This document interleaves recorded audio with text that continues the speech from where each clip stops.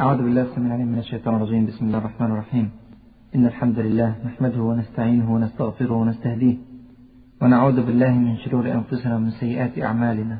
إنه من يهده الله فلا مضل له، ومن يضلل فلا هادي له، وأشهد أن لا إله إلا الله وحده لا شريك له، وأشهد أن محمدا عبده ورسوله.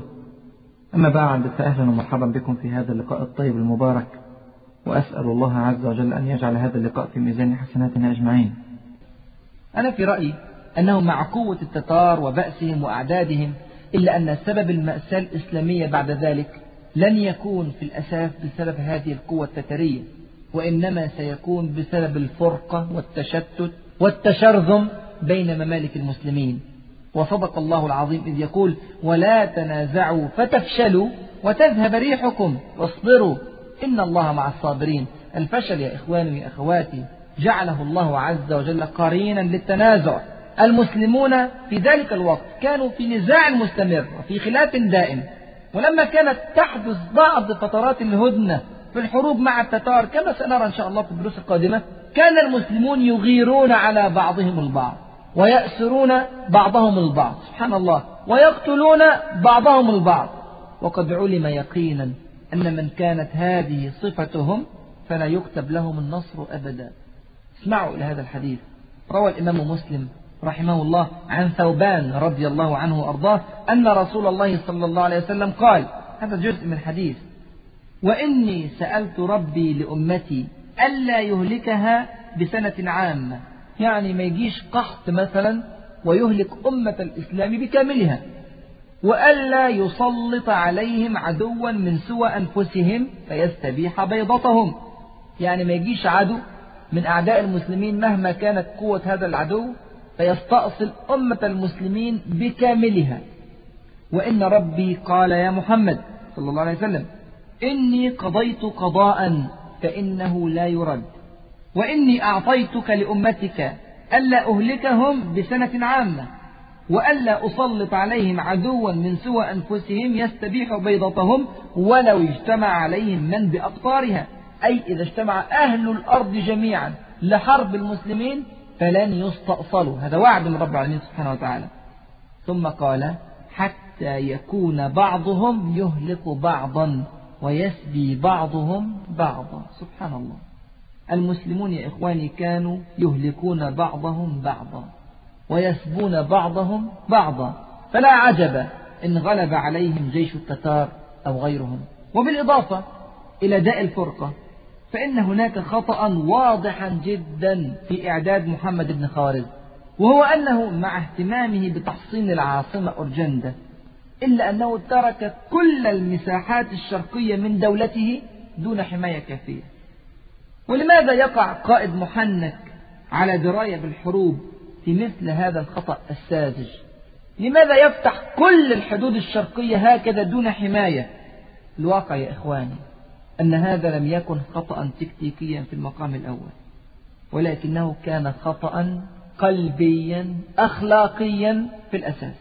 سبحان الله. اهتم محمد بن خوارزم الزعيم المسلم لدولة خوارزم، اهتم بتأمين نفسه وأسرته ومقربيه، وتهاون جدا في تأمين شعبه. حافظ جدا على كنوزه وكنوز آبائه، ولكنه أهمل تماما الحفاظ على مقدرات وأملاك شعبه.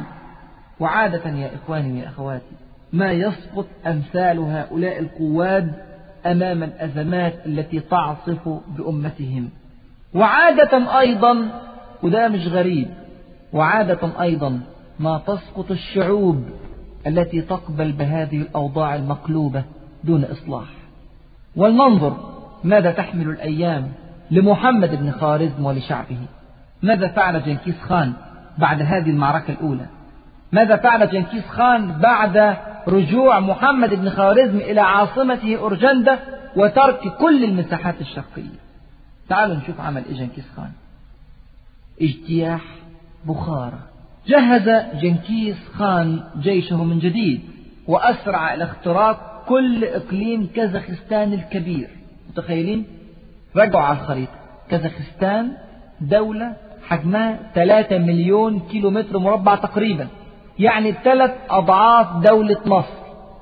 قطع كل إقليم كازاخستان دون مقاومة تذكر بالمرة، حتى وصل إلى مدينة بخارى المسلمة. مدينة بخارى الآن في دولة أوزبكستان، وهي بلدة الإمام الجليل والمحدث العظيم البخاري رحمه الله. حاصر جنكيز خان البلدة المسلمة في سنة 616 من الهجرة، ثم طلب من أهلها التسليم على أن يعطيهم الأمان.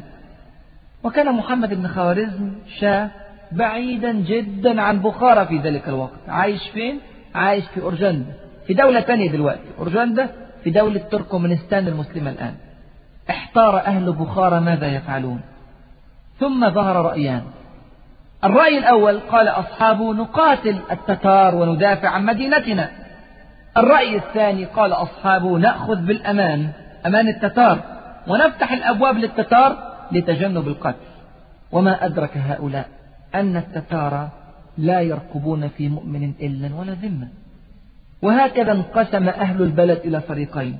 فريق من المجاهدين قرر القتال، وهؤلاء اعتصموا بالقلعة الكبيرة في المدينة، وانضم إليهم فقهاء المدينة وعلماؤها. وفريق آخر من المستسلمين، وهذا هو الفريق الأعظم والأكبر والأجل في هذه المدينة المسلمة. هؤلاء قرروا فتح أبواب المدينة والاعتماد على أمان التتار، وفتحت المدينة المسلمة أبوابها للتتار. ودخل جنكيز خان إلى المدينة الكبيرة، وأعطى أهلها الأمان فعلا في أول دخوله خديعة لهم، وذلك حتى يتمكن من السيطرة على المجاهدين بالقلعة الكبيرة في داخل المدينة. وبدأ فعلا جنكيز خان في حصار القلعة. بل واسمع إلى هذه الكلمات، احنا بنستغرب ليها، لكن راجع الواقع عشان تعرف ان التاريخ ده صحيح. أمر جنكيز خان أهل المدينة من المسلمين أن يساعدوه في ردم الخنادق حول القلعة ليسهل فتح هذه القلعة. وسبحان الله الغريب أنهم أطاعوا. ومع ذلك أقول ما تستغربوش، ما أنتم شايفين في الواقع كثيرا من جيوش المسلمين وأهل المسلمين يحاربون مع أعدائهم ضد إخوانهم المسلمين. وهكذا حصرت القلعة 10 أيام، ثم فتحت عنوة.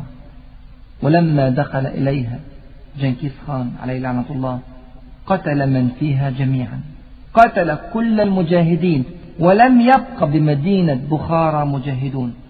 وهنا بدأ جنكيز خان في خيانة عهده، فسأل أهل المدينة عن كنوزها وأموالها وذهبها وفضتها، ثم اصطفى كل ذلك لنفسه، ثم أحل المدينة المسلمة لجنده. فعلوا فيها ما لا يتخيله عقل يا إخواني وإخواتي. أترك ابن كثير رحمه الله يصور لكم هذا الموقف كما جاء في البداية والنهاية. يقول: فقتلوا من أهلها خلقا لا يعلمهم إلا الله عز وجل، وأسروا الذرية والنساء، وفعلوا مع النساء الفواحش في حضرة أهلهن، ارتكبوا الزنا مع البنت في حضرة أبيها، ومع الزوجة في حضرة زوجها. فمن المسلمين من قاتل دون حريمه حتى قتل، ومنهم من أسر فعذب بأنواع العذاب. وكثر البكاء والضجيج بالبلد من النساء والأطفال والرجال. ثم أشعلت التتار النار في دور بخارى ومدارسها ومساجدها، فاحترقت المدينة تماما حتى صارت خاوية على عروشها. انتهى كلام ابن كثير رحمه الله. ولا حول ولا قوة إلا بالله. فعلا يا إخواني والله لا حول ولا قوة إلا بالله. هلكت المدينة المسلمة العظيمة مدينة الإمام البخاري رحمه الله. هلك المجاهدون الصابرون فيها، وكذلك هلك المستسلمون المتخاذلون. اسمع إلى هذا الحديث. روى البخاري ومسلم عن أم المؤمنين زينب بنت جحش رضي الله عنها أنها سألت رسول الله صلى الله عليه وسلم فقالت: يا رسول الله، أنهلك وفينا الصالحون؟ قال: نعم، إذا كثر الخبث. والخبث يا إخواني ويا أخواتي كان قد كثر جدا في هذه البلاد. من الخبث ألا يرفع المسلمون سيوفهم ليدافعوا عن دينهم وأرضهم وعرضهم. من الخبث أن يصدق المسلمون بعهود الكافرين لهم. من الخبث أن يسلم المسلمون من رفعوا راية الجهاد فيهم إلى عدوهم. من الخبث أن يتفرق المسلمون ويتقاتلون فيما بينهم. من الخبث يا إخواني ويا أخواتي ألا يحتكم المسلمون إلى كتاب ربهم وإلى سنة نبيهم محمد صلى الله عليه وسلم. هذا كله من الخبث. وإذا كثر الخبث لابد أن تحدث الهلكة، لابد. وصدق الرسول الحكيم صلى الله عليه وسلم. وهكذا يا إخواني ويا أخواتي هلكت بخارى في سنة 616 من الهجرة. هل هذه هي آخر المآسي؟ هل هذه هي آخر الكوارث؟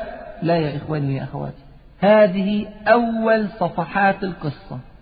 هذه بداية الطوفان وبداية الإعصار، وستكون صفحات القصة القادمة أشد سوادا وأكثر دماء.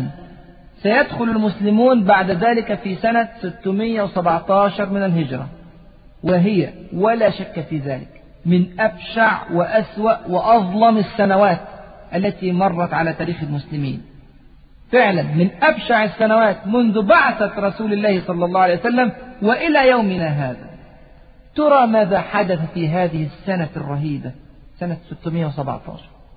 ماذا فعل التتار وماذا فعل المسلمون؟ وما هو مصير محمد بن خوارزم شاه الزعيم المسلم، زعيم دولة خوارزم الكبرى؟ وما هو مصير شعبه؟ وما هو مصير الدول الإسلامية المحيطة بدولة خوارزم؟ هذا ما سنعرفه وغيره إن شاء الله في الدرس القادم. وأسأل الله عز وجل أن يفقهنا في سننه، وأن يعلمنا ما ينفعنا، وأن ينفعنا بما علمنا، وأن يجعل لنا في التاريخ عبرة، إنه ولي ذلك والقادر عليه. فستذكرون ما أقول لكم، وأفوض أمري إلى الله، إن الله بصير بالعباد. السلام عليكم ورحمة الله وبركاته.